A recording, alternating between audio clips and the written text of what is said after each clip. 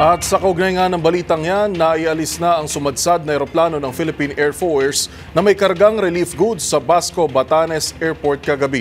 Ayon kay Armed Forces of the Philippines Chief Romeo Browner Jr., natow na ang C-295 sa gilid ng Basco Airport.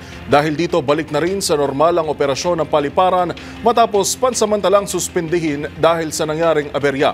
Nitong November 1 nang matanggal ang nose wheel ng eroplano habang papalapag sa Basco Airport. Sa ngayon, puspusan na ang relief efforts dahil sa nagbabagyang bagyo na si Marce. The Basco Airport can now resume operations.